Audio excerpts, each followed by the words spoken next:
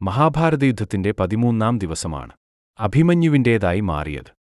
അന്നേ ദിവസം ചക്രവ്യൂഹം ചമച്ച് അത് തകർക്കാൻ കൗരവർ പാണ്ഡവരെ വെല്ലുവിളിച്ചു.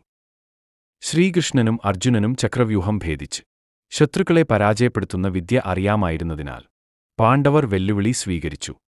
എന്നാൽ ശ്രീകൃഷ്ണനെയും അർജുനനെയും യുദ്ധമുന്നണിയുടെ മറ്റൊരു ഭാഗത്തേക്ക് മാറ്റി പാണ്ഡവരെ പരാജയപ്പെടുത്താനായിരുന്നു കൗരവരുടെ പദ്ധതി. ഈ ദൗത്യം സംശപ്തകന്മാർ ഭംഗിയായി നിർവഹിച്ചു. അതോടെ ചക്രവ്യൂഹം ഭേദിക്കാൻ സാധിക്കാതെ പാണ്ഡവർ കുഴങ്ങി.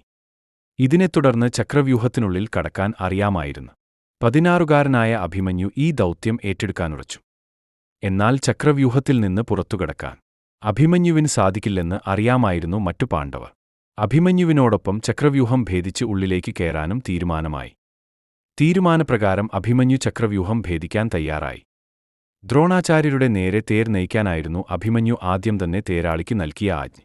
എന്നാൽ യുദ്ധനിപുണനായ ദ്രോണരുടെ മുന്നിലേക്ക് ബാല്യം വിട്ടുമാറാത്ത അഭിമന്യുവിനെ നയിക്കുന്നതിൽ പന്തികേട് കണ്ട തേരാളി അറച്ചുനിന്നു. പക്ഷേ അഭിമന്യുവിന്റെ നിരന്തരമായ ആജ്ഞയുടെ അടിസ്ഥാനത്തിൽ തേരാളി ദ്രോണാചാര്യരുടെ നേരെ തേർ നയിക്കുകയും ചക്രവ്യൂഹം ഭേദിച്ച് ഉള്ളിൽ കയറുകയും ചെയ്തു. എന്നാൽ അഭിമന്യുവിനോടൊപ്പം മറ്റുള്ളവർക്കും ചക്രവ്യൂഹത്തിനുള്ളിലേക്ക് കടക്കാമെന്ന പാണ്ഡവരുടെ മോഹം സിന്ധു രാജാവായ ജയദ്രഥൻ തകർത്തു. അർജുനനൊഴിച്ചുള്ള പാണ്ഡവരെയെല്ലാം ഒരു ദിവസം മുഴുവൻ തടഞ്ഞു നിർത്താനുള്ള വരം ഇദ്ദേഹം പരമശിവനിൽ നിന്ന് കരസ്ഥമാക്കിയിട്ടുണ്ടായിരുന്നു. ഇതോടെ ചക്രവ്യൂഹം ചമച്ചുനിൽക്കുന്ന കൗരവരുടെ മുന്നിൽ അഭിമന്യു ഒറ്റപ്പെട്ടെങ്കിലും അതിഭയങ്കരമായ യുദ്ധത്തിനാണ് പിന്നീട് കുരുക്ഷേത്രം സാക്ഷ്യം വഹിച്ചത്. ദുര്യോധനപുത്രൻ ലക്ഷ്മൺ, അംശകന്റെ പുത്രൻ, ശല്യരുടെ ഇളയ സഹോദരൻ, ശല്യരുടെ മകൻ രുക്മാരഥൻ, ദൃഘലോചനൻ, കുന്തവേദി, സുഷേണൻ, വാസതിയൻ, കൃതൻ തുടങ്ങി ഒട്ടേറെ വീരശൂരപരാക്രമികൾക്ക് അഭിമന്യുവിന്റെ മുന്നിൽ ജീവൻ വെടിയേണ്ടിവരുന്നു. ദുശ്ശാസനൻ യുദ്ധമുന്നണിയിൽ മോഹലസ്യപ്പെട്ടു വീണു. മകൻ കൊല്ലപ്പെട്ടെന്നറിഞ്ഞ ദുര്യോധനൻ കൗരവരോടൊന്നടങ്കം അഭിമന്യുവിനോടെതിരിടാൻ ആജ്ഞാപിച്ചു. ഇതോടെ യുദ്ധനിയമങ്ങളെല്ലാം കാറ്റിൽ പറത്തി കൗരവർ എല്ലാവരും ചേർന്ന് ഒറ്റയാനായി നിൽക്കുന്ന അഭിമന്യുവിനോടെതിരിട്ടു.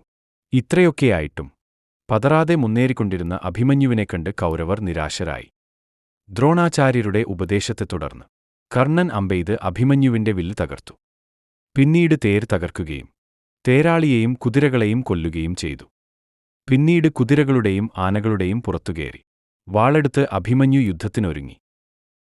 തേർചക്രമായിരുന്നു പരിചയായി ഉപയോഗിച്ചത്. ദുര്യോധനപുത്രനായ ലക്ഷ്മണനെ അഭിമന്യു കൊന്നു. തുടർന്ന് ദുശ്ശാസനന്റെ പുത്രനുമായി നേരിട്ടെതിരിടുകയായിരുന്നു അഭിമന്യു. ഈ സമയം കൗരവരൊന്നടങ്കം അദ്ദേഹത്തോടെതിരിടുകയും വാളും തേർചക്രവും തകർക്കുകയും ചെയ്തു. തുടർന്ന് നിരായുധനായ അഭിമന്യുവിന്റെ ശിരസ് ദുശ്ശാസനപുത്രൻ ഗദ കൊണ്ടടിച്ചു തകർത്തു. എങ്കിലും മരിക്കുന്നതിനു മുമ്പ് ദുശ്ശാസനപുത്രനെ അഭിമന്യു സ്വന്തം ഗദ കൊണ്ട് അടിച്ചു സാരമായി പരിക്കേൽപ്പിച്ചു. വ്യാസന്റെ വർണ്ണൻ ഇങ്ങനെയാണ്: അശ്വത്തോടു കൂടിയ ദുശ്ശാസനപുത്രന്റെ രഥം അഭിമന്യു ഗദ കൊണ്ടടിച്ചു തകർത്തു. ദുശ്ശാസനപുത്രൻ ചൊടിച്ചുകൊണ്ടു ഗദയുമെടുത്തു അഭിമന്യുവിനോട് പാഞ്ഞേറ്റു. ആ വീരന്മാർ ഗദയുമായി പരസ്പരം കൊല്ലാനൊരുങ്ങി. രുദ്രനും അന്തകനുമെന്നപോലെ ആ ഭ്രാതൃവ്യർ പരസ്പരം പോരടിച്ചു. അവർ തമ്മിൽ ഗദകൊണ്ട് അടിച്ചു. രണ്ടുപേരും ഭൂമിയിലഴിച്ച ചക്രധ്വജങ്ങളെന്നപോലെ വീണു. കുരുക്കളുടെ കീർത്തിയെ വളർത്തിയെ ദുശ്ശാസനപുത്രൻ ഉടനെ പിടഞ്ഞെഴുന്നേറ്റു. എഴുന്നേൽക്കാനൊരുങ്ങുന്ന അഭിമന്യുവിനെ അവൻ തഞ്ചത്തിൽ തലയ്ക്കടിച്ചു. ഗദാവേഗം കൊണ്ടും അത്യധികമായ ആയാസം കൊണ്ടും ശത്രുനാശകനായ സുഭദ്രാപുത്രൻ ഉഴന്നു ഭൂമിയിൽ മോഹിച്ചു വീണു. അപ്രകാരം പലരും കൂടി അഭിമന്യുവിനെ കൊന്നു. മഹാഭാരതയുദ്ധത്തിൽ യുദ്ധനീതി കാറ്റിൽ പറന്നത് അഭിമന്യുവിന്റെ മരണത്തോടെയാണ്. പിന്നീട് നിരായുധനായ കർണനെ കൊല്ലാൻ മടിച്ചുനിന്ന അർജുനനെ ശ്രീകൃഷ്ണൻ ഓർമ്മിപ്പിച്ചത് അഭിമന്യുവിനെ കൊന്ന രീതിയായിരുന്നു. ദുര്യോധനനെ കൊല്ലാൻ ഭീമൻ ഉപദേശം നൽകിയതും ഇതേ അടിസ്ഥാനത്തിൽ തന്നെ. കുരുക്ഷേത്ര യുദ്ധത്തിൽ വീരനായ അഭിമന്യുവിന്റെ മരണം ചക്രവ്യൂഹത്തിൽ അകപ്പെട്ട സമയത്തായിരുന്നു. ചക്രവ്യൂഹത്തിൽപ്പെട്ട കുമാരന്റെ മരണം പിന്നീട് കൗരവർക്ക് വളരെയധികം നാശം വരുത്തി എന്നതാണ് സത്യം.